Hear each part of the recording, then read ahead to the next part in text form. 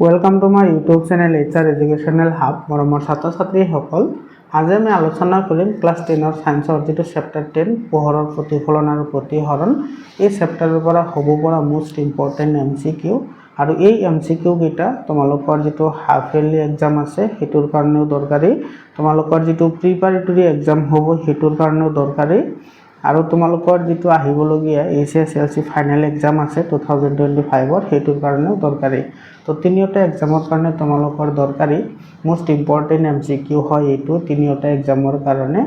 মৰমৰ ছাত্ৰ ছাত্ৰীসকল, ইয়াতে যিকেইটা প্ৰশ্ন মই লৈছোঁ গোটেইকেইটা প্ৰশ্ন নতুন যেটো নিয়ম হৈছে সেই নিয়ম মতে মই প্ৰশ্নবোৰ বনাইছোঁ।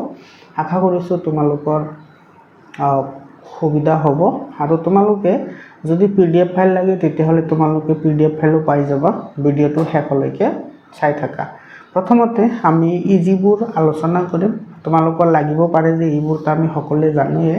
অলপমান ধৈৰ্য সহকাৰে ভিডিঅ'টো শেষলৈকে চাই থাকিবা। বহুত ইম্পৰ্টেন্ট তোমালোকে কোৱেশ্চন পাবা, যিবোৰ কোৱেশ্চন তোমাৰ 99% ইম্পৰ্টেন্ট হয়। আৰম্ভ কৰিছোঁ আজিৰ ভিডিঅ'টো। সব প্ৰথম যেটো প্ৰশ্ন আছে হেতুত কি কৈছে, সমতল দাপোনে গঠন কৰা প্ৰতিবিম্ব অপচন দিছে অসৎ আৰু থিয়, লক্ষ্য বস্তুতকৈ ডাঙৰ, লক্ষ্য বস্তুৰ সমান, সৎ আৰু ওলোটা। সমতল দাপোনে যেটো প্ৰতিবিম্ব গঠন কৰে এটো কি হয়, অসৎ হয়, থিয় হয় আৰু লক্ষ্য বস্তুৰ সমান হয়। তাৰ মানে তোমাৰ ইয়াৰে 1 আৰু 3 নম্বৰটো কি হ'ব, শুদ্ধ হ'ব। তো হেতু তোমাৰ বি অপচনত আছে, গতিকে বি অপচনটো কাৰেক্ট হ'ব। বুজি পালা? 2 নম্বৰ প্ৰশ্নটো চা। 2 নম্বৰ প্ৰশ্নত কি কৈছে, গোলাকাৰ দাপোন এখনৰ ভাঁজ ব্যাসাৰ্ধ 32 সেন্টিমিটাৰ হলে ফোকাস দৈৰ্ঘ্য কি হ'ব। চোৱা, আমি জানো যে R = কি হয়, 2F হয়। এইটো ভাঁজ ব্যাসাৰ্ধ আৰু ফোকাস দৈৰ্ঘ্যৰ মাজৰ যেটো সম্পৰ্ক সেই সম্পৰ্ক হয়।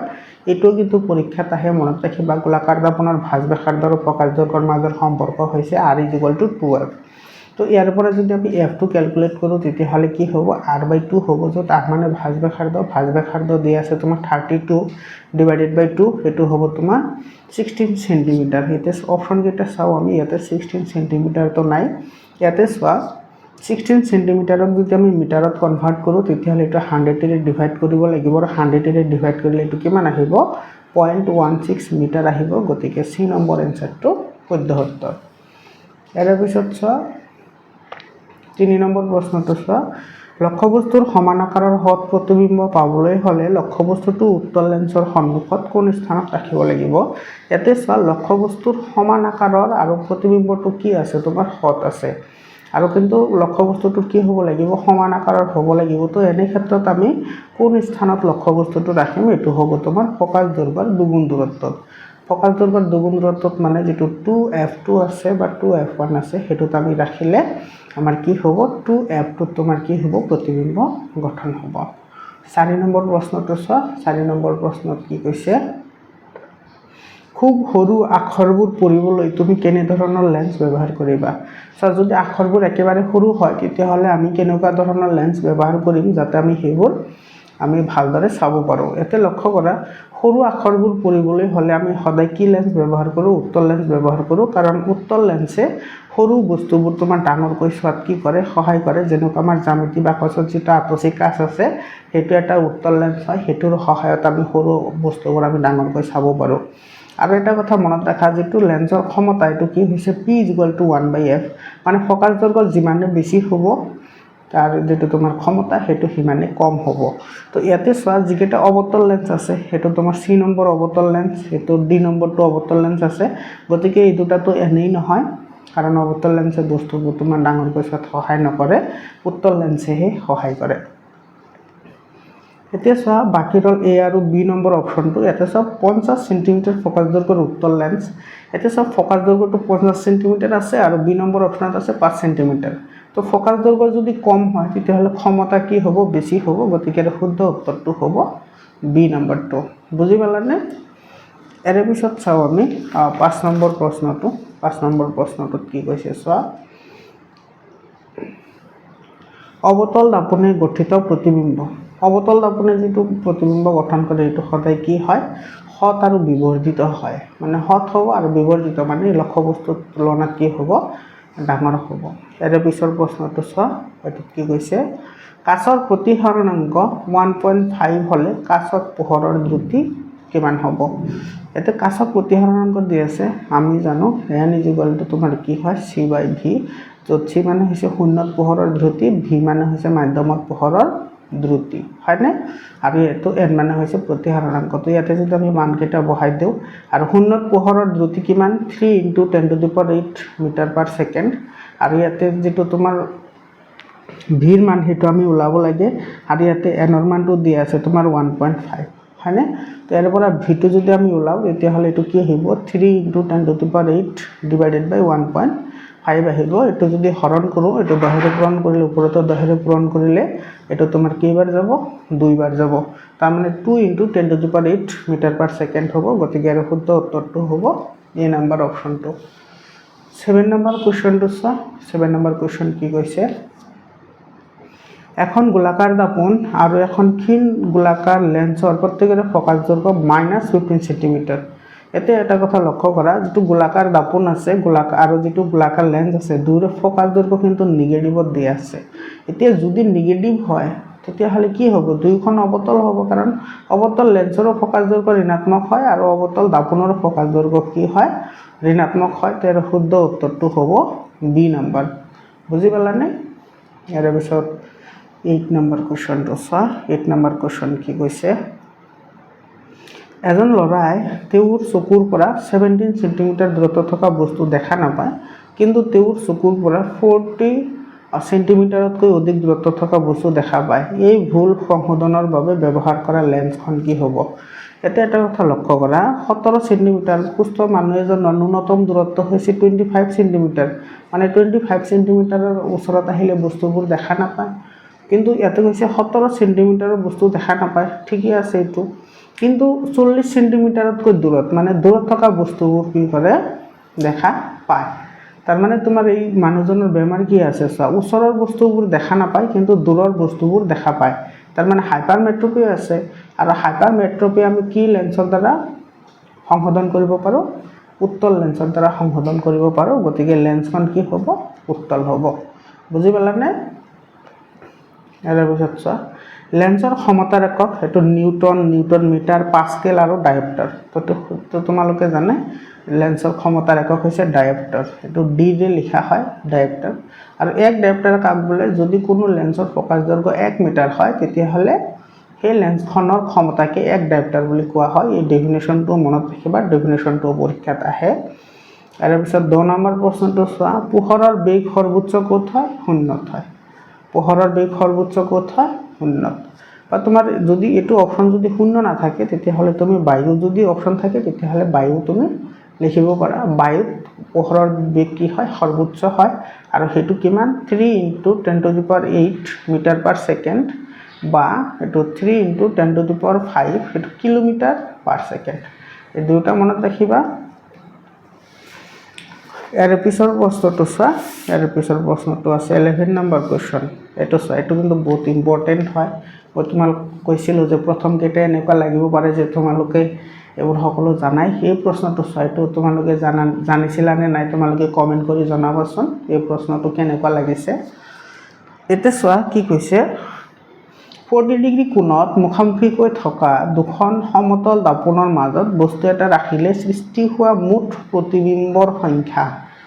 এতে চোৱা ইয়াতে এটা ফৰ্মুলা তুমি ইউজ কৰা এই ফৰ্মুলাটো তোমালোকে মনত ৰাখিবা 360 ডিগ্ৰী ডিভাইডেড বাই θ - 1 এতে θ হৈছে তোমাৰ দুখন লেন্স বা দুখন দাপনৰ মাজত থকা কোণ তো ইয়াতে চোৱা তোমাৰ কিমান ডিগ্ৰী কোণ আছে 40 ডিগ্ৰী কোণ আছে হয়নে তো ইয়াতে যদি আমি ভ্যালু কেটা পুট কৰো তেতিয়া হলে এটো কিমান আহিব এটো আহিব 360 ডিগ্ৰী ডিভাইডেড বাই 40 মাইনাস কি আহিব 1 আহিব তো 0 0 ক্যান্সেল যাব ইফালে 9 4 * 36 9 ৰ পৰা 1 গলে কিমান থাকে 8 থাকে গতিকে মুঠ প্ৰতিবিম্বৰ সংখ্যা কিমানটা হ'ব 8টা হ'ব বুজি পালানে তোমালোকে কমেন্ট কৰি জনাবাচোন এই প্ৰশ্নটো তোমালোকে জানিছিলা নে নাই 12 নম্বৰ প্ৰশ্নটো চা কি কৈছে অবতল লেন্সৰ দ্বাৰা গঠিত প্ৰতিবিম্ব সো অবতল লেন্সে সদায় কি কৰে অসৎ প্ৰতিবিম্ব গঠন কৰে তো অসৎ হলে থিয় হ'ব আৰু কি প্ৰতিবিম্ব গঠন কৰে সংকুচিত মানে তোমাৰ লক্ষ্যবস্তুৰ তুলনাত প্ৰতিবিম্বৰ যেটো আকাৰ হেতু সৰু হয় তো ইয়াৰে সি নম্বৰ অপশনটো কি হ'ব কাৰেক্ট হ'ব 13 নম্বৰ কোশ্চেনটো চা কি কৈছে দুখন সমতল প্ৰতিফলক তলখনৰ মাজৰ কোণৰ পৰিমাণ 90 ডিগ্ৰী কোণৰ পৰিমাণ কি আছে 90 ডিগ্ৰী আছে তেতিয়াহ'লে সৃষ্টি হোৱা প্ৰতিবিম্বৰ সংখ্যা কিমান হ'ব এটা 90 ডিগ্ৰী আছে এটো যে আমি 11 নম্বৰ যেটো প্ৰশ্ন পঢ়িলো 11 নম্বৰৰ নিচিনা এটো একই হয় এতে 360 degree minus 90 divided by 90 degree minus 1 তো 0 0 cancel out এটো 9 4 গুণ 37 আৰু 4 ৰ পৰা 1 গলে কিমান থাকে 3 থাকে তেৰে শুদ্ধ উত্তৰটো হ'ব 3টা প্ৰতিবিম্ব গঠন হ'ব 14 নম্বৰ কোৱেশ্চন চোৱা দুখন সমান্তৰালকৈ থোৱা দাপোনৰ মাজত লক্ষ্যবস্তু এটা ৰাখিলে প্ৰতিবিম্ব কিমান হ'ব চোৱা এটো কৈছে সমান্তৰালকৈ ৰাখিছে মানে এনেকুৱা আৰু এনেকুৱা ৰাখিছে তো ইয়াৰ মাজত এটা লক্ষ্যবস্তু আছে এটোৰ প্ৰতিবিম্ব কিমানটা হ'ব এটো ইফালৰ পৰা ৰিফ্লেকশন হলি ইয়াতে গঠন হ'ব আকৌ ইয়াতে যাব আকৌ ইয়াতে আহিব এনেকৈ তোমাৰ কি হ'ব সংখ্য ধৰণৰ প্ৰতিবিম্ব গঠন হ'ব তেৰ শুদ্ধ উত্তৰটো হ'ব ডি নম্বৰ এটো মনত ৰাখিবা সমান্তৰালকৈ ৰাখিলে দুখন দাপোনে হওক বা লেন্সে হওক সমান্তৰালকৈ ৰাখিলে সিহঁতে সদায় অসংখ্য কি কৰে প্ৰতিবিম্ব গঠন কৰে 15 নম্বৰ কোৱেশ্চন চা কি কৈছে অবতল দাপোনৰ সন্মুখত এটা বস্তু ৰখাত পৰিৱৰ্তিত মানে ডাঙৰ আৰু থিয় প্ৰতিবিম্ব গঠন কৰে লক্ষ্য বস্তুৰ অৱস্থান ক'ত হ'ব চোৱা ইয়াতে কৈছে অবতল দাপোন তোমালোকে এটো জানাই অবতল দাপোনে মাত্ৰ এটা ক্ষেত্ৰতহে তোমাৰ কি কৰে অখত প্ৰতিবিম্ব গঠন কৰে আৰু সেই প্ৰতিবিম্বটো বিৱৰ্তিত হয় বা ডাঙৰ হয় মানে দাপোনৰ পিছফালে কি হয় গঠন হয় কেতিয়া হ'ব যেতিয়া তোমাৰ লক্ষ্য বস্তুটো ফোকাস আৰু মিৰৰ মাজত ৰখা হয় তেৰ শুদ্ধ উত্তৰটো হ'ব তোমাৰ ডি নম্বৰ যেটো অপচন আছে ফোকাস আৰু মিৰৰ মাজত ৰাখিলে এটো কি হ'ব বিৱৰ্তিত প্ৰতিবিম্ব গঠন হ'ব আৰু পিছত 16 নম্বৰ কোৱেশ্চনত কি কৈছে এটা চোৱা অবতল দাপোনত লক্ষ্যবস্তুৰ স্থান ফোকাসত হলে প্ৰতিবিম্ব ক'ত গঠন হ'ব যদি অবতল প্ৰতিবিম্বটোৰ মানে প্ৰকৃতি কেনেকুৱা হ'ব হেতু সুধিছে আমাৰ কৈছে অবতল দাপোন আৰু লক্ষ্যবস্তুটো ৰাখিছো ক'ত ফোকাসত এটো ফোকাসত যদি ৰাখো তেতিয়াহলে ফোকাসতে প্ৰতিবিম্ব গঠন হয় অৰ্থাৎ লক্ষ্যবস্তু আৰু প্ৰতিবিম্বৰ উচ্চতা একে হয় এটো তোমালোকে জানাই তো তেনেকুৱা ক্ষেত্ৰত প্ৰতিবিম্বটো কি হয় হত আৰু উল্টা হয় তেলে এ নম্বৰ অপচনটো কাৰেক্ট হ'ব আৰু পিছত 17 নম্বৰ কোৱেশ্চনটো চোৱা এটো কি কৈছে তলৰ কোনটো উক্তি সত্য এৰ কোনটো সত্য হয় এটা চোৱা তোমাৰ এটা কথা লক্ষ্য কৰা যেটো উত্তল লেন্স আছে আৰু অবতল লেন্স আছে অবতল লেন্সৰ ফোকাস দৈৰ্ঘ্য সদায় কি হয় ঋণাত্মক হয় আৰু উত্তল লেন্সৰ ফোকাস দৈৰ্ঘ্য সদায় ধনাত্মক হয় কিন্তু ইয়াতে চোৱা দুটাতে নেগেটিভ আছে ফোকাস দৈৰ্ঘ্য ইয়াতে এটো মাইনাস আছে এটো মাইনাস আছে গতিকে তোমাৰ এ আৰু বি নম্বৰ অপচনটো এনেই কাটা গল কাৰণ কৈছে উত্তল লেন্স আৰু ইফালে ফোকাস দৈৰ্ঘ্য দিছে নেগেটিভ তো এটো নহয় এটো হ'বই নোৱাৰে কাৰণ উত্তল লেন্সৰ ফোকাস দৈৰ্ঘ্য সদায় কি থাকে পজিটিভ থাকে অবতল লেন্সৰ ফোকাস দৈৰ্ঘ্য কি হয় নেগেটিভ হয় তো ইয়াতে চোৱা যেটো 3 নম্বৰ কোৱেশ্চন অপচন আছে 4 ডায়োপ্টাৰ ক্ষমতাৰ অবতল লেন্সৰ ফোকাস দৈৰ্ঘ্য -0.25 মিটাৰ আৰু -4 ডায়োপ্টাৰ ক্ষমতাৰ অবতল লেন্সৰ ফোকাস দৈৰ্ঘ্য -2.5 মিটাৰ ইয়াতে চোৱা তোমাৰ ইয়াতে মাইনাস আছে ইয়াতে মাইনাস দিছে গতিকে এই অপচনটো নহব কাৰণ ফোকাস দৈৰ্ঘ্য ঋণাত্মক হলে ক্ষমতা তোমাৰ কি আহিব ঋণাত্মক আহিব আৰু ইফালে অবতল লেন্স বুলি কৈছে সৰি তোমাৰ এই অপচনটো কি হ'ব কাৰেক্ট হ'ব কাৰণ এটো ফোকাস দৈৰ্ঘ্য ঋণাত্মক আছে গতিকে ক্ষমতা কি হ'ব ঋণাত্মক হ'ব গতিকে সি নম্বৰটো নহয় কাৰণ অবতল লেন্সৰ ফোকাস দৈৰ্ঘ্য যদি ঋণাত্মক দিছে তেতিয়াহলে ক্ষমতাও কি আহিব ঋণাত্মক আহিব কাৰণ কি তোমাৰ p = 1/f হয়তো f নেগেটিভ হলে তো p2 নেগেটিভ আহিবই বুজি পালানে তো ইয়াৰে তোমাৰ ডি নম্বৰ অপচনটো কাৰেক্ট হ'ব 18 নম্বৰ প্ৰশ্নটো কি কৈছে তলৰ কোনখন ব্যৱহাৰ কৰি দূৰত থকা বাজ এখন সম্পূৰ্ণকৈ দেখাব পাৰি তুমি ধৰা ৰাস্তাৰে গৈ আছা তুমি বহুত দূৰত বাজ এখন দেখা পালা তো কোনটো তুমি ব্যৱহাৰ কৰি তুমি কি কৰিব পাৰিবা সম্পূৰ্ণকৈ হেতু দেখা পাব পাৰিবা তেৰ শুদ্ধ উত্তৰটো হ'ব বি নম্বৰ উত্তল দাপোন যেনেকুৱা তোমাৰ গাড়ী পিছফালে চাবলৈ উত্তল দাপোন ব্যৱহাৰ কৰা হয় আৰু উত্তল দাপোনৰ দৃষ্টিক্ষেত্ৰ বেছি আৰু থিয়কৈ কি কৰে প্ৰতিবিম্ব গঠন কৰে যদি অখত হয় তথাপি কিন্তু এই দৃষ্টিক্ষেত্ৰ বহল হয় আৰু পিছফালে আমি সম্পূৰ্ণখিনি চাব পাৰো তো ইয়াৰ শুদ্ধ উত্তৰটো হ'ব বি নম্বৰ 19 নম্বৰ প্ৰশ্নটো চোৱা। মৰমৰ ছাত্ৰ ছাত্ৰীসকল, তোমালোকৰ ভিডিঅ'টো কেনেকুৱা লাগি আছে তোমালোকে কমেণ্ট কৰি জনাবা, লাইক কৰিবা, চেনেলটো ছাবস্ক্ৰাইব কৰা, আৰু তোমালোকৰ যদি PDF ফাইল লাগে PDF ফাইলো পাই যাবা। তোমালোকে ভিডিঅ'টো শেষলৈকে চাই থাকা, ধৈৰ্য সহকাৰে চাই থাকা। 19 নম্বৰ কুৱেশ্যনটো কি কৈছে চোৱা। 1 ডায়োপ্টাৰ ক্ষমতাৰ উত্তল লেন্স আৰু 1.5 ডায়োপ্টাৰ ক্ষমতাৰ অৱতল লেন্স দুখনৰ যুগ্ম ফকাছ দৈৰ্ঘ্য কি হ'ব? এতিয়া চোৱা কৈছে উত্তল লেন্সৰ ইয়াতে দিয়া আছে ক্ষমতা। তো আমি জানো P = 1/f। ইয়াতে তোমাৰ ফকাছ দৈৰ্ঘ্য হ'লে কি হ'ব? এইটো 1/p হ'ব, মানে এইটো হ'ব তোমাৰ 1/1, মানে এইটো কিমান আহিল? 1 আহিল। মানে যেটো উত্তল লেন্স আছে সেইটো তোমাৰ ফকাছ দৈৰ্ঘ্য কিমান আহিল? 1 আহিল। আৰু অৱতল লেন্সৰ ফকাছ দৈৰ্ঘ্যটো ঋণাত্মক হয়। তেতিয়া ক্ষমতা দিয়া আছে, তো ইয়াৰে ফকাছ দৈৰ্ঘ্য কি হ'ব? 1/1.5। তো 1/1.5 কৰিলে তোমাৰ এইটো আহিব 10/15, মানে এইটো মোটামুটি তোমাৰ কি আহে? 0.6666 এনেকৈ ওলাই আহিব এইটো হৰণ কৰিলে। তো 1ৰ পৰা যদি এইখিনি যায় তোমাৰ থাকিব কিমান? 0.5 এপ্ৰক্সিমেটলি। তো ইয়াৰ শুদ্ধ উত্তৰটো হ'ব 0.5 মিটাৰ। এতিয়া চোৱা যুগ্ম মানে কি? দুয়োটা প্লাছ কৰিলে যিমান পাওঁ। এতিয়া চোৱা তোমাৰ এটাত আছিল 1 আৰু এটাত তোমাৰ প্লাছে মাইনাছে কি হ'ব? মাইনাছ হ'ব 0.666। এইটো তোমাৰ এপ্ৰক্সিমেটলি ভেলু, যিহেতু ইয়াতে তোমাৰ অপশ্যনত নাই, গতিকে এইটো তোমাৰ 0.5 কি হ'ব? মিটাৰ হ'ব। তেতিয়া C নম্বৰ অপশ্যনটো কাৰেক্ট হ'ব। বুজি পালানে? 20 নম্বৰ কুৱেশ্যনটো কি কৈছে চোৱা। এখন অৱতল দাপোনৰ সন্মুখত 10 মিটাৰ দৈৰ্ঘ্যৰ আলপিন এটা লম্বভাৱে ৰখা আছে। দাপোনখনৰ সন্মুখত 30 চেণ্টিমিটাৰ দূৰত্বত 5 মিলিমিটাৰ দীঘল প্ৰতিবিম্ব গঠন হয়। তো দাপোনখনৰ ফকাছ দৈৰ্ঘ্য হ'ল। এতিয়া চোৱা যিটো তোমাৰ অৱতল দাপোনৰ সন্মুখত তোমাৰ 10 মিটাৰ দৈৰ্ঘ্যৰ, মানে এইটো হৈছে তোমাৰ লক্ষ্যবস্তুটোৰ উচ্চতা দি আছে 10 মিটাৰ, আৰু দাপোনখনৰ সন্মুখত এইটো তোমাৰ মানে এইটো দি আছে প্ৰতিবিম্বৰ দূৰত্ব, আৰু এইটো দি আছে প্ৰতিবিম্বৰ উচ্চতা 5 মিলিমিটাৰ। এইটো যিটো আমাৰ ফৰ্মুলা আছে 1/v - 1/u = 1/f, এইটো তোমাৰ ফৰ্মুলা ইউজ কৰি তুমি ইয়াৰ পৰা কি কৰিব লাগিব? ফকাছ দৈৰ্ঘ্যটো কেলকুলেট কৰিব লাগিব। ইয়াতে তুমি মানকেইটা বহাই দিবা, মানকেইটা বহাই দিলে এনচাৰটো আহি যাব। আৰু ইয়াৰে এনচাৰটো তোমাৰ কি হ'ব? ইয়াৰে এনচাৰটো আহিব তোমাৰ -30 চেণ্টিমিটাৰ। বুজি পালানে? সেইটো তোমালোকে কৰি চাবা, এইটো এটা এপ্লিকেশ্যন বেছড কুৱেশ্যন হয়। ইয়াৰ পিছত চোৱা 21 নম্বৰ কুৱেশ্যনত কি কৈছে। 50 চেণ্টিমিটাৰ ফকাছ দৈৰ্ঘ্যৰ অৱতল দাপোনক তুমি বিবৰ্ধিত দাপোন হিচাপে ব্যৱহাৰ কৰিব বিচাৰিলে তুমি দাপোনখনৰ পৰা কিমান দূৰত্বত থিয় হ'ব লাগিব? ইয়াতে চোৱা তোমাৰ 50 চেণ্টিমিটাৰ কৈছে ফকাছ দৈৰ্ঘ্য হৈছে তোমাৰ 50 চেণ্টিমিটাৰ, আৰু এইখনক তুমি বিবৰ্ধিত প্ৰতিবিম্ব গঠন কৰিব লাগে, মানে যিটো তোমাৰ লক্ষ্যবস্তু আছে সেই লক্ষ্যবস্তুতকৈ ডাঙৰ, মানে যদি তুমি থিয় হৈছা তেতিয়াহ'লে তোমাতকৈ ডাঙৰ এটা প্ৰতিবিম্ব গঠন কৰিব লাগিব। তেতিয়াহ'লে তুমি ক'ত মানে তুমি থিয় হ'বা? সেইটো হ'ব তোমাৰ, তুমি মানে ইয়াৰে ফকাছ দৈৰ্ঘ্য যিমান হ'ব তুমি তাতেই থিয় হ'ব লাগিব, হয়? তেতিয়াহে তোমাৰ কি হ'ব?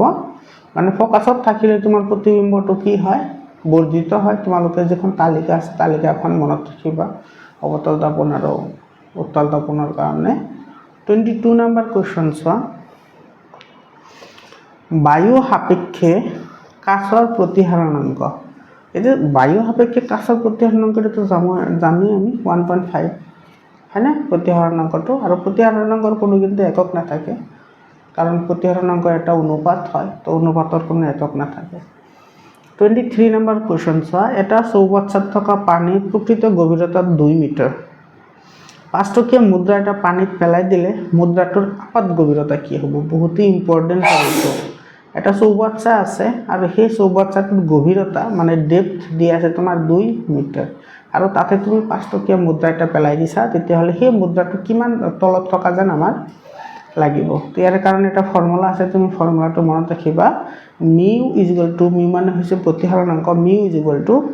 এইটো তোমাৰ প্ৰকৃত গভীৰতা ডিভাইডেড বাই তোমাৰ যিটো মিডিয়াম আছে, যিটো মাধ্যম আছে, সেই মাধ্যমৰ প্ৰতিহাৰণাংক। বুজি পাইছানে? তো ইয়াতে তোমাৰ একচুৱেল গভীৰতা আছে কিমান? তোমাৰ 2 আছে, 2 মিটাৰ মানে এইটো হ'ব তোমাৰ কি 200 সেন্টিমিটাৰ আৰু ইফালে যেটো মুদ্ৰা আছে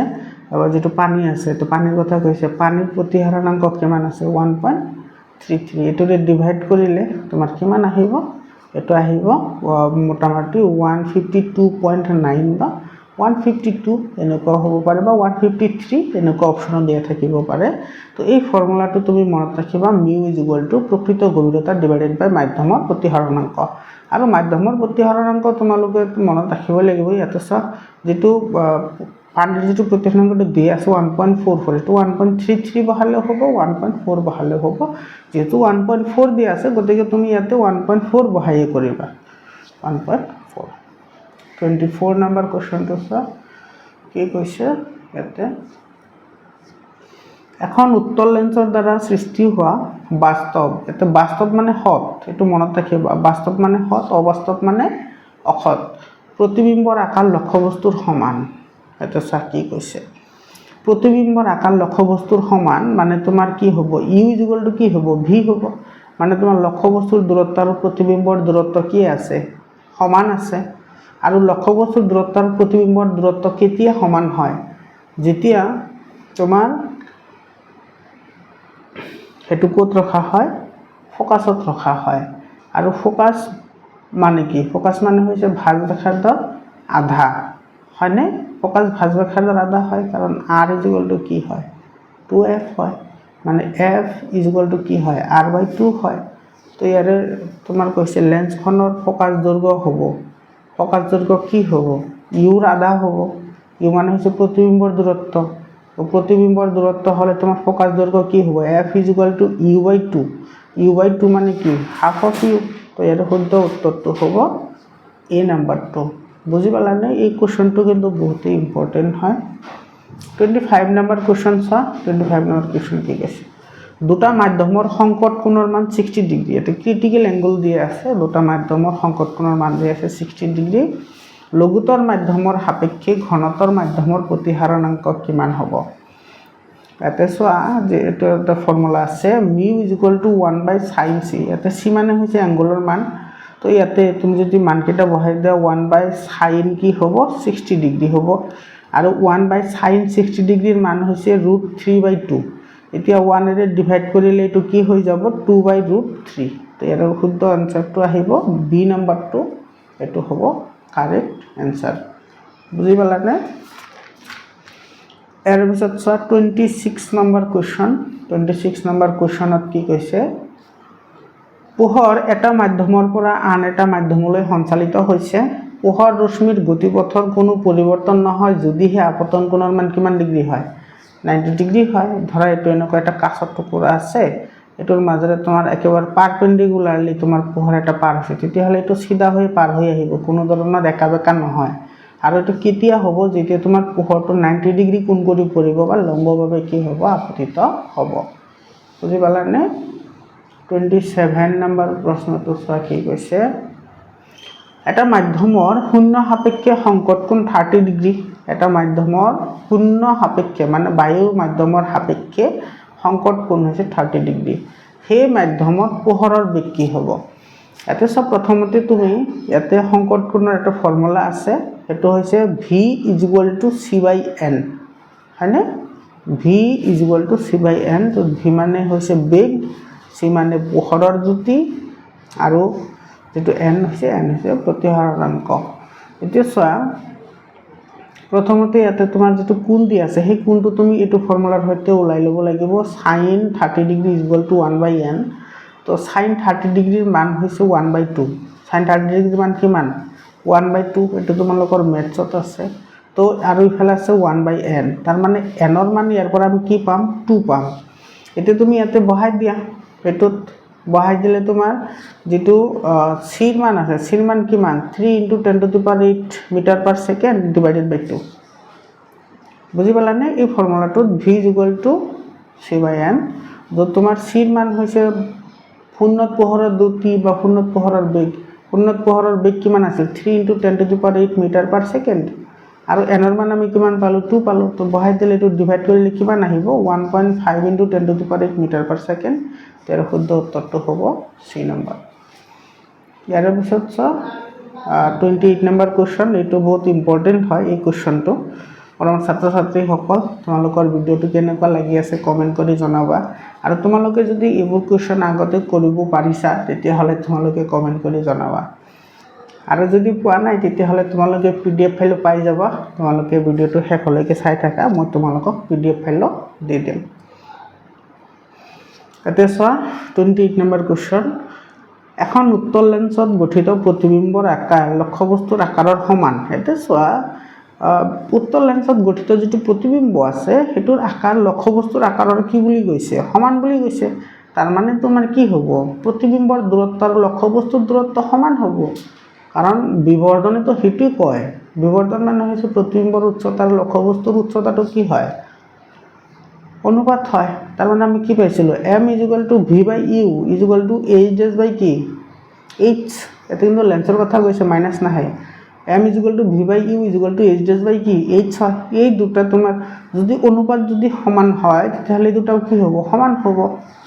এটো কৈছে চোৱা যদি u আৰু v ক্ৰমে লক্ষ্যবস্তুৰ দূৰত্ব আৰু প্ৰতিবিম্বৰ দূৰত্ব হয় তেন্তে কি হ'ব u = কি হ'ব v হ'ব মানে প্ৰতিবিম্বৰ দূৰত্ব আৰু লক্ষ্যবস্তুৰ দূৰত্ব দুটা সমান হ'ব বুজি পালানে 29 নম্বৰ কোৱেশ্চনটো চোৱা লক্ষ্যবস্তুৰ আকাৰ 1 মিটাৰ আৰু প্ৰতিবিম্বৰ আকাৰ হৈছে 3 সেন্টিমিটাৰ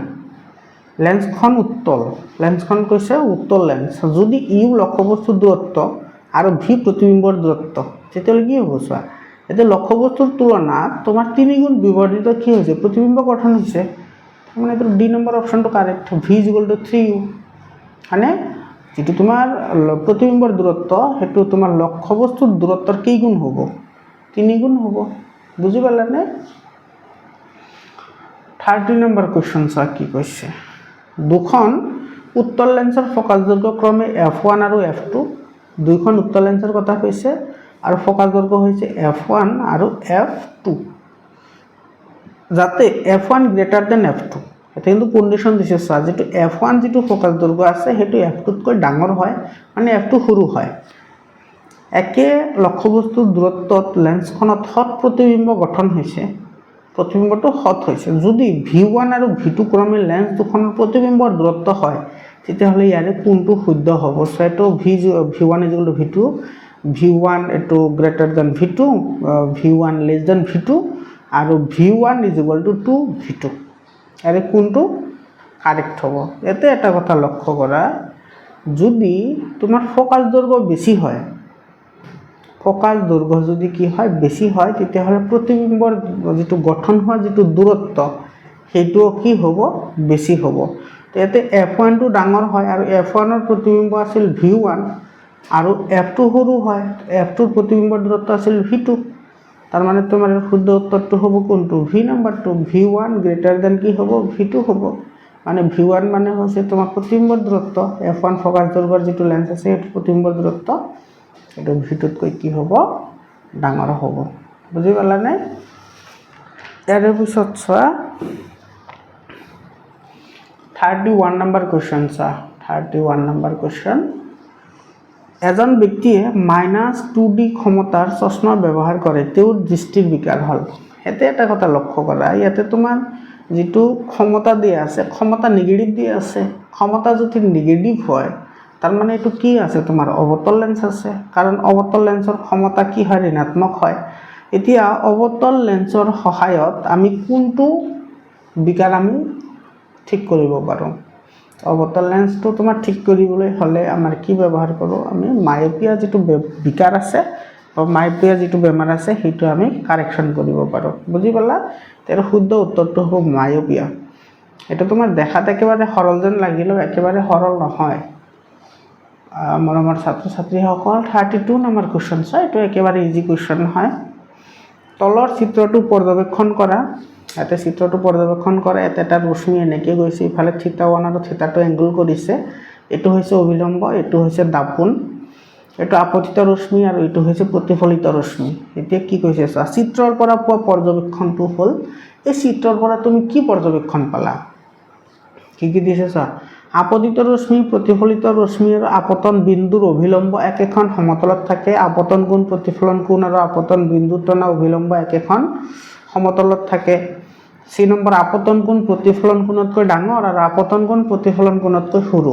তো ইয়াতে লক্ষ্য কৰা যেটো তোমাৰ ইয়াতে চোৱা এইখিনি হৈছে আই আৰু এইখিনি হৈছে কি আৰ এই তোমাৰ যিমান ডিগ্ৰী কোণ কৰি আহিব সিমান ডিগ্ৰী কোণ কৰি কি হৈ যাব পাৰ হৈ যাব হয়নে তো ইয়াৰে তোমাৰ যেটো কোণ হৈছে যোৱা অভিলম্বৰ লগত যেটো কোণ সেই কোণটো θ1 আৰু কি বুলি কৈছে θ2 বুলি কৈছে তো এই অভিলম্বৰ লগত এই ৰশ্মিডালে যিখন কোণ কৰিছে এটো হৈছে আপতন কোণ এটো হৈছে প্ৰতিফলন কোণ আৰু ইফালে হৈছে এটো আপতন বিন্দু এই আপতন বিন্দুৰ তোমাৰ যেটো অভিলম্ব এটো তোমাৰ কি কৰিছে একেখন সমতলত আছে ইয়াৰ শুদ্ধ উত্তৰটো হ'ব তোমাৰ বি নম্বৰ মৰমৰ ছাত্ৰ ছাত্ৰীসকল এই প্ৰশ্নটো মই তোমাৰ যিখন আমাৰ মেনুৱেল আছে টিচাৰ্ছ মেনুৱেল হেতুৰ পৰা মই লৈছো এবে তোমাৰ এইটো এ নম্বৰ অপচনটো তোমাৰ কি হ'ব পাৰে কাৰেক্ট হ'ব পাৰে যেহেতু ইয়াতে তোমাৰ ডাবল অপচন নাই গতিকে তুমি এ আৰু বি দুয়োটা তুমি শুদ্ধ বুলি ধৰিব পাৰা বুজি পাইছানে এটো তোমাৰ পোহৰৰ যেটো প্ৰতিফলন আছিল সেই প্ৰতিফলনৰ যেটো 1 নম্বৰ নিয়ম সেই 1 নম্বৰ নিয়মটো ইয়াতে দিছে 33 নম্বৰ কোৱেশ্চন সা 33 নম্বৰ কোৱেশ্চনত কি কৈছে ইয়াতে তলৰ চিত্ৰত অবতল দাপোনত আপতিত ৰশ্মিৰ পথ দেখুৱা হৈছে এটো এটা লক্ষ্য বস্তু দিয়া আছে এটো এনেকে তোমাৰ মুখ্য অক্ষৰ সমান্তৰালভাৱে গৈছে এটো এটা তোমাৰ কি হয় অবতল দাপোন হয় এটো হৈছে তোমাৰ ফোকাস দৈৰ্ঘ্য আৰু এটো হৈছে ভাঁজ কেন্দ্ৰ এতে লক্ষ্য কৰা যেটো লক্ষ্য বস্তু আছে এটো ভাঁজ কেন্দ্ৰৰ বাহিৰত আছে ভাঁজ কেন্দ্ৰৰ যদি বাহিৰত থাকে সব মুখ্য অক্ষৰ সমান্তৰালকৈ অহা পোহৰ ৰশ্মি হতে ফোকাস দৈৰ্ঘ্যৰ মাজেৰে পাৰ হৈ যাব আৰু যেটো তোমাৰ ফোকাস দৈৰ্ঘ্যৰ মাজেৰে পাৰ হয় হেতু সদায় কি কৰে মুখ্য অক্ষৰ সমান্তৰাল হয় তো ইয়াতে তোমাৰ কি হ'ব প্ৰতিবিম্বটো গঠন হ'ব তো প্ৰতিবিম্ব গঠন হ'ব কত এটো চিত্ৰ তোমালোকে চাই মনত পৰিছে নে কোনটো চিত্ৰ আঁকিছো মই এতিয়া চোৱা এটো ইয়াতে যে যেটো প্ৰতিবিম্ব গঠন হৈছে এটো কাৰ মাজত গঠন হৈছে এফ আৰু সিৰ মাজত কি হৈছে প্ৰতিবিম্ব গঠন হৈছে এতিয়া আমি চাও এটা সব প্ৰশ্নটো কি বুলি কৈছে এতে সব প্ৰশ্নটো এটো আপতিত ৰশ্মি দুটা প্ৰতিফলিত হোৱাৰ পিছত কোনটো স্থানত মিলিত হ'ব কোনটো স্থানত মিলিব এটো সি আৰু এফৰ মাজত মিলিত হ'ব তাৰ মানে তাতে কি হ'ব প্ৰতিবিম্ব গঠন হ'ব বুজি পালানে 34 নম্বৰ কোৱেশ্চন মৰমৰ ছাত্ৰ ছাত্ৰী সকল 34 নম্বৰ কোৱেশ্চনটো আলোচনা কৰাৰ আগতে মই তোমালোকক কৈছিলো যে তোমালোকে পিডিএফ ফাইল পাই যাবা তোমালোকে পিডিএফৰ কাৰণে 7002824673 এইটো নম্বৰত WhatsApp কৰিবা তোমালোকে পিডিএফ ফাইলটো পাই যাবা কল নকৰিবা WhatsAppত জনাই দিলে হল যে স্যাৰ ক্লাস 10 অৰ সায়েন্সৰ চেপ্টাৰ 10 অৰ পিডিএফ ফাইল লাগে মই পিডিএফ ফাইল তোমালোকক প্ৰভাইড কৰিম উইদাউট এনি কষ্ট 1 টকাও নালাগে তোমালোকে জাস্ট তুমি ভিডিঅবোৰ ৰেগুলাৰলি চাই থাকিবা আৰু তোমাৰ বন্ধু বান্ধৱৰ সৈতে শেয়াৰ কৰিবা কমেন্ট কৰিবা 34 নম্বৰ কোৱেশ্চনটো চা অবতল দাপোনৰ সন্মুখত দাপোনখনৰ ভাঁজ ব্যাসাৰ্ধৰ 1/4 অংশৰ দৈৰ্ঘ্যত লক্ষ্য বস্তু এটা ৰখা হ'ল তলৰ কোনটো চিত্ৰ শুদ্ধ এটো কিন্তু বহুত ইম্পৰ্টেন্ট এটা কোৱেশ্চন হয় মৰমৰ ছাত্ৰ ছাত্ৰী সকল ইয়াৰ পিছত এইটো চেপ্টাৰৰ ওপৰত আমাৰ সেবা বোৰ্ডৰ পৰা আমাৰ এখন আমাৰ স্যাম্পল কোৱেশ্চন পেপাৰ দিছে সেই স্যাম্পল কোৱেশ্চন পেপাৰখন আমি ডিসকাশন কৰিম তোমালোকে ভিডিঅবোৰ ৰেগুলাৰলি চাই থাকিবা হেতুৰ পৰা বহুত ইম্পৰ্টেন্ট কোৱেশ্চন আছে তাতে মই চাইছো কোৱেশ্চন কেটা বহুত ইম্পৰ্টেন্ট কোৱেশ্চন হয় এই কোৱেশ্চনবোৰ তোমালোকৰ পৰীক্ষাত আহাৰ বহুত চান্স আছে গতিকে তোমালোকে চান্স নলুৱাই ভাল যেহেতু আহিব পাৰে গতিকে আমি হেগেটা কৰি থম কি আছে হয় না তো এতে চা তোমাৰ যেটো ভাঁজ ব্যাসাৰ্ধ আছে ভাঁজ ব্যাসাৰ্ধৰ 4 ভাগৰ এক ভাগত কি কৰিছে লক্ষ্যবস্তু এটা ৰাখা হৈছে তো ইয়াতে যিকেটা চিত্ৰ দিয়া আছে ছয়টো চিত্ৰ এটো তো নহয় এটো তো মানে ইয়াতে আছে পি আৰু এফৰ মাজত আছে এটো নহয় এটো নহব ইয়াৰ পিছত তোমাৰ এটো ডাইৰেক্টলি এফত আছে এটো তো নহয় এইফালে এটো 2 গুণ এটো চা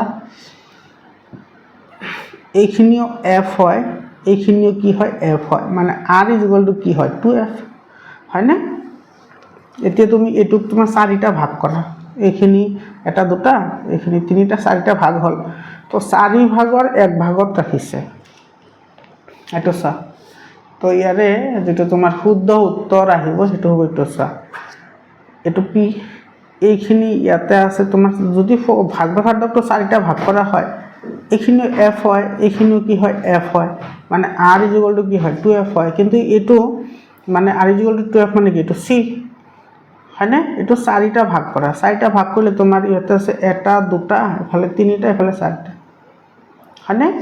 তো এটা চাৰি ভাগৰ এক ভাগত আছে তো ইফালে তোমাৰ তিনিটা ভাগ আছে ইফালে এটা ভাগ আছে তো মাজত ৰাখি দিছে তো এৰ শুদ্ধ উত্তৰটো হ'ব তোমাৰ এইটো সি নম্বৰটো বুজি পালানে ইয়াৰে পিছৰ প্ৰশ্নটো চোৱা 35 নম্বৰ কোৱেশ্চন চা এইটো অবতল দাপনৰ বাবে তলৰ এ আৰু বি স্তম্ভ মিলোৱা এটো কৈছে অবতল দাপনৰ বাবে এ স্তম্ভ আৰু বি স্তম্ভ তুমি কি কৰিব লাগে মিলাব লাগে এটা চা এটো মিলালে কি হ'ব চাবা এটো লক্ষ্যবস্তু ৰখা হৈছে সিৰ বাহিৰত তো লক্ষ্যবস্তু যদি সিৰ বাহিৰত ৰখা হয় তেতিয়াহলে প্ৰতিবিম্ব কোড গঠন হয় এফ আৰু সিৰ মাজত তো তোমাৰ এক নম্বৰটো আহিব কাৰ লগত এছৰ লগত যদি আমি লক্ষ্যবস্তুটো সিত ৰাখো তেতিয়াহলে প্ৰতিবিম্ব গঠন হয় কোড সিত গঠন হয় আৰু যদি আমি লক্ষ্যবস্তুটো যদি এফত ৰাখো তেতিয়াহলে প্ৰতিবিম্বটো কোড গঠন হ'ব এটো অসীমত গঠন হ'ব আৰু লক্ষ্যবস্তুটো যদি আমি মেৰু আৰু ফোকাসৰ মাজত ৰাখো তেতিয়াহলে প্ৰতিবিম্বটো দাপনৰ পিছফালে গঠন হ'ব তাৰ মানে তোমাৰ এক নম্বৰটো আহিব এছৰ লগত এতিয়া তুমি চোৱা কোনটোত আছে এটো আছে এক নম্বৰটো এছ আছে দুই নম্বৰটো কিউত আছে এটো দুই নম্বৰটো কিউ তিনি নম্বৰটো এফত আছে তিনি নম্বৰটো হ'ব তোমাৰ পিৰ লগত এটো পি আছে চাৰি নম্বৰটো হ'ব আৰৰ লগত এটো আৰ আছে গতিকে আৰু শুদ্ধ উত্তৰটো হ'ব এই নম্বৰটো বুজি পালানে ইয়াৰে পিছৰ প্ৰশ্নটো আৰু আজিৰ কাৰণে শেষৰ প্ৰশ্ন ইয়াৰে পিছত আমি এইটো চেপ্টাৰৰ যিখন তোমাৰ সেবা বোৰ্ডৰ পৰা যিখন কোৱেশ্চন দিছে স্যাম্পল কোৱেশ্চন পেপাৰ নহয় আমাক এখন ম্যানুয়াল কোৱেশ্চন পেপাৰ দিছে এই কোৱেশ্চন পেপাৰৰ যিকেইটা কোৱেশ্চন আছে সেইকেইটাও আমি আলোচনা কৰিম তোমালোকে ভিডিওটো শেষলৈকে চাই থাকা এতে কি কৈছে চোৱা প্ৰতিবিম্বৰ উচ্চতা মানে এইচ ডেল যদি ঋণাত্মক হয় প্ৰতিবিম্বৰ উচ্চতা যদি ঋণাত্মক হয় তেতিয়াহলে প্ৰতিবিম্বৰটো অক্ষত আৰু থিয় হ'ব প্ৰতিবিম্বৰটো হত আৰু উল্টা হ'ব প্ৰতিবিম্বৰটো বিবৰ্জিত হ'ব প্ৰতিবিম্বৰটো লক্ষ্যবস্তুৰ সমান হ'ব এতে প্ৰতিবিম্বৰ উচ্চতা ঋণাত্মক বুলি কৈছে তাৰ মানে প্ৰতিবিম্বৰটো তোমাৰ তলফালে আহিছে তলফালে আহিলে তোমাৰ কি হয় উল্টা হয় আৰু উল্টা হলে প্ৰতিবিম্বৰটো কি হ'ব হত হ'ব তাৰ মানে এটা বি নম্বৰ অপচনটো কাৰেক্ট হ'ব প্ৰতিবিম্বৰটো হত আৰু কি হয় উল্টা হয় মনত ৰাখিবা যদি প্ৰতিবিম্বৰটো ডাউনৱাৰ্ড আহে তেতিয়াহলে এটো কি আহিব নেগেটিভ আহিব মানে ঋণাত্মক হ'ব আৰু যদি ঋণাত্মক হয় তেতিয়াহলে হত হয় আৰু হত হলে কি হয় উল্টা হয় বুজি পালানে মৰমৰ ছাত্ৰ ছাত্ৰীসকল এইখিনি আছিল আমাৰ এমসিকিউ ইয়াৰ পিছত আমাৰ যিখন তোমাৰ ম্যানুয়াল দিছে সেই ম্যানুয়ালৰ পৰা কেইটামান কোৱেশ্চন আছে তাতে বেছি কোৱেশ্চন নাই 10টা মান কোৱেশ্চন হ'ব সেই কোৱেশ্চন কেইটাও আমি আলোচনা কৰিম তোমালোকে ভিডিওবোৰ ৰেগুলাৰলি চাই থাকিবা আৰু তোমালোকৰ পিডিএফ ফাইল লাগিলে মই দিয়া WhatsApp নম্বৰত কন্টাক্ট কৰিবা পিডিএফ ফাইল পাই যাবা আৰু তোমালোকৰ হাফ ইয়াৰলিৰ আগতে তোমালোকৰ যিখিনি হাফ ইয়াৰলি কোৰ্সৰ যিকেইটা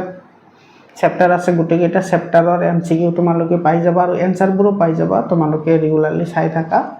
চেনেলটো মৰমৰ ছাত্ৰ ছাত্ৰীসকল আজিৰ কাৰণে এইখিনিয়ে আকৌ লগ পাম বেলেগ এটা ভিডিঅ'লৈ ধন্যবাদ